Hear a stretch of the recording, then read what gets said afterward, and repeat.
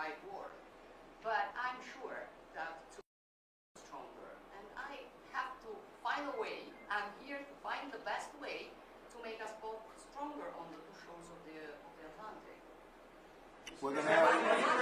We're gonna have very little problem making a deal with Europe or anybody else, because we have something that everybody wants. You know what that means, right? We have something that everybody wants. We're going to have very little problem. So we'll see you in a couple of minutes. We'll be right there in the Oval Office. Thank you very much. Thank you, Press. Thank you, Press. Thank you, guys. Thank you. Let's move. Thank you. Thank you, guys. Thank you. It's a shame. It's a horrible thing. Horrible that things like this take place. And we'll have more to say about it later. In the meantime, it's an honor to have the Prime Minister of Italy with us, Prime Minister Meloni, who's doing a fantastic job. I would say that she has taken Europe by storm and highly respected. Everybody loves her and respects her, and I can't say that about many people. And she's become a friend, and we really have a great relationship between Italy and ourselves. And we talked about trade, we talked about many, many things during our luncheon, and she'll be saying a few words, but she's a very special person, and it's nice to have you with us. Thank you very much.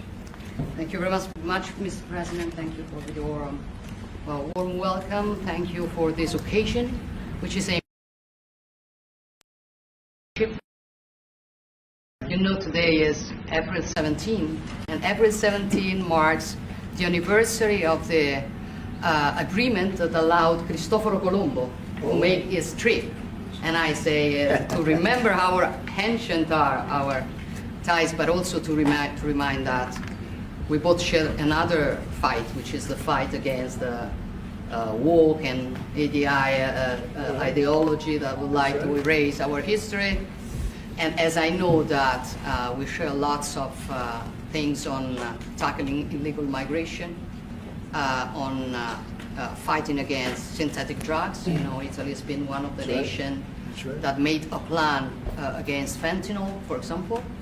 But we have been talking about many bilateral topics and things that we can do together, about defense, about economic about economy, about space, about energy. Italy will have to increase its LNG imports, and also nuclear that we are trying to develop. I think there can be ways to work together, and the Italian enterprises will invest, as they've been doing for many years, as you know, in the next years. I think around 10 billion. That shows how interconnected our economies are. And that's very important, Mr. President. It's not only about Italy, it's about the entire Europe. The exchange between us is a very big one. Investments, trade. It's a topic that we are discussing in this week. But at the end of the day, look, somebody calls me, I was saying it before, such a Western nationalism. I don't know if it is the right word, but I know that when I speak about West, mainly I don't speak about a geographical space. I speak about a civilization. And I want to make, if we have some problems, okay, between the two shores of the Atlantic, it is the time that we try to sit down and find solutions. So I want to thank President Trump for having accepted an invitation to pay an official visit to Rome in the near future, and consider the possibility in that occasion to meet also with Europe. The goal for me is to make the West great again. Okay, and I think we can do it together. We can. We will keep on work on that. I'm going to close. I want to say only, I'm proud of sitting here as Prime Minister of an Italy that today has a very good situation despite the difficulties. A stable country, reliable country, 1 million more jobs in the last 2 years and a half. Great. Inflation is going down, so you Forgive me if I promote a bit my country, Yeah, but please. you're a businessman and you understand me. So migration flows going down 60%. So we are trying to do our best, but I think we can do it even better together. Also on Ukraine, I will close. Together we've been defending the freedom of Ukraine. Together we can build a just and lasting peace. We support your efforts, Donald. Good. Thank you. Thank you very much. And I think we're doing well in that effort, but we want to get it done, and we'll see if we can. We want to save. On average, think of it, every week 2,500 people are being killed, mostly soldiers, Russian, Ukrainian soldiers. And if we can save those lives, that would be a very good thing. And so we'll see what we can do. And I think we're getting close, but we'll let you know very soon. And you've been very helpful. I appreciate it. Thank you. Any questions? Mr. President, Mr. President, how much longer does Vladimir Putin have to respond to your ceasefire proposal before you put secondary tariffs or sanctions on Russia? We'll see what that will be. We're going to be hearing from them this week, very shortly actually, and we'll see. But we want it to stop. We want the death and the killing to stop. Mr. President, on Jerome Powell, you said that the termination of Jerome Powell cannot come fast enough. He says he won't leave even if you ask him to. Oh, he'll leave. If I ask him to, he'll be out of there. But Do you believe I you don't, have I don't the think power he's. to remove I don't him think and he. are trying to do that? I don't think he's doing the job. He's too late. Always too late. A little slow, and I'm not happy with him. I let him know it, and if I want him out, he'll be out of there real fast. Believe me. Yeah, go ahead. Are you trying to remove him? Go ahead, please. Question. Are you trying to remove him, Mr. President? Yeah, question. Mr. President, yesterday Judge Boasberg, in a case against your administration, said the Constitution does not tolerate willful disobedience of judicial orders. Do you agree with that statement? Well, you're going to have to speak to the lawyers. We have great lawyers. I can tell you this, we're doing a fantastic job of getting criminals out of this country who Biden allowed into the country. Hundreds of thousands of criminals, murderers and drug dealers. And I was elected because of the fact, I would say maybe that was the number one fact for a lot of reasons, the economy, a lot of things. But one of the primary reasons I was elected is because I said, I'm going to get the criminals that he allowed to come into our country so stupidly through open borders. I'm going to get them out. And I got a lot of votes, record-setting numbers of votes, as you know. We won everything. The popular vote, all 7 swing states, we won everything. And that's what the public wanted, and that's what I'm doing. But you have to speak to the lawyers because it's up to them. Mr. President, what do you think of the proposal from France? Say it.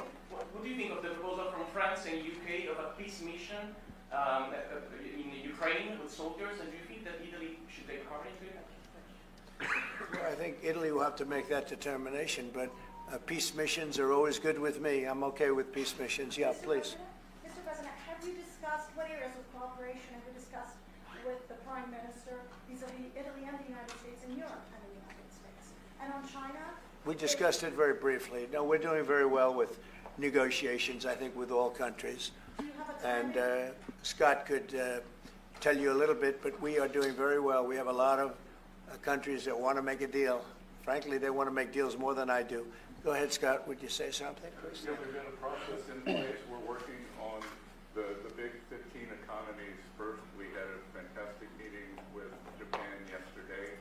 I believe there's been calls with the EU already.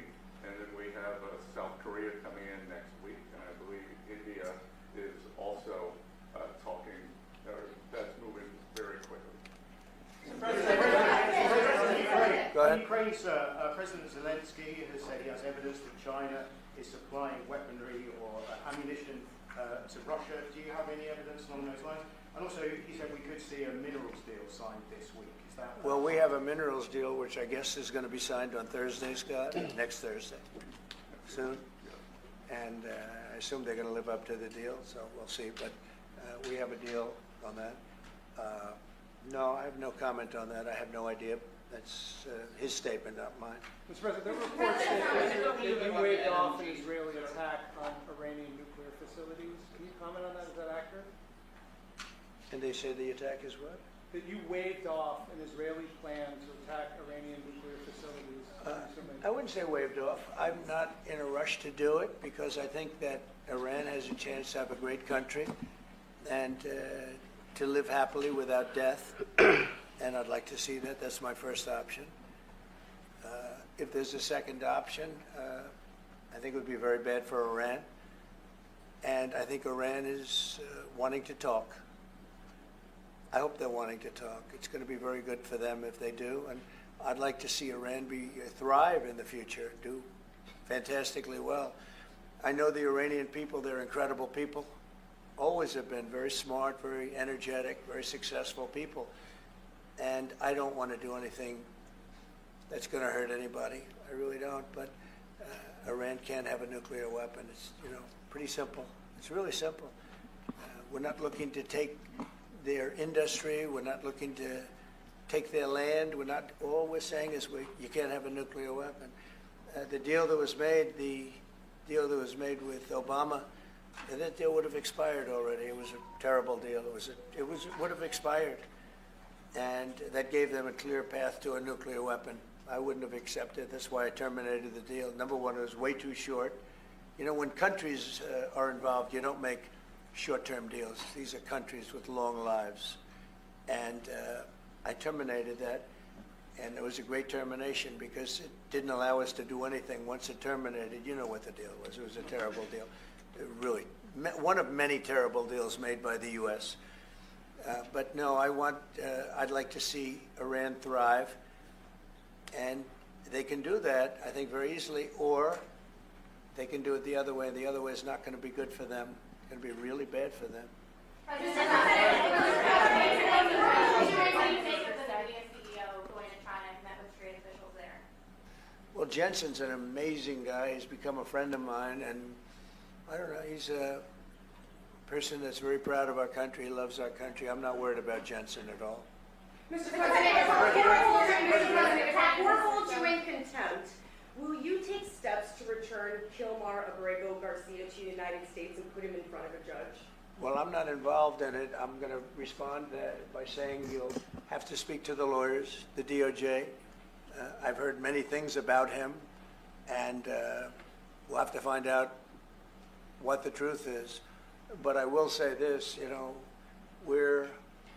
we were inundated by millions of people, many millions of people during the Biden administration. They say 21 million.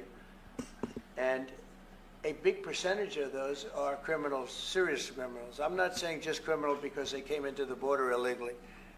I'm saying they're criminals at the highest level, murderers. Many of those people murdered more than one person, and they're on the loose. And I was elected to get rid of those criminals, to get them out of our country, or to put them away, but to get them out of our country. And I don't see how judges can take that authority away from a president. We've done an amazing job, Tom Holman, Kristi Noem. We have done an amazing job. Nobody can believe the job we've done. Far greater than what I said. I mean, I got elected on that, but we've done much better. We have right now 99% border. It's a 99%. Nobody thought that would even be, nobody's coming through our border practically. 2 weeks ago, we had 9 people come through, all for medical reasons. We allowed them. We brought them through because one had a heart attack, one had something else, and, all for medical reasons. We have a great border. We had a great border 4 years ago, but we have a border now that's even tighter, and we did that in a matter of weeks. And no, we have to. We need to get murderers and drug dealers and people that were in jail for horrible. They released jails, Georgia, from all over the world. They released them, not just South America, all over the world, the Congo and Africa. Many, many people come from the Congo. I don't know what that is, but they came from the Congo. And all over the world they came in, opened their jails. Venezuela, practically all of their prisoners released into our country. And we took them because we had an incompetent administration called the Biden administration. And to think what they've done to our country.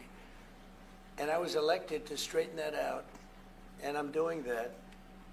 But we have activist judges that don't want murderers to be sent out of our country. They don't want killers and drug dealers and drug lords and people from mental institutions. They want them to stay in our country, I guess. I don't know, maybe that's the liberal way, or as they call it nowadays, the progressive way.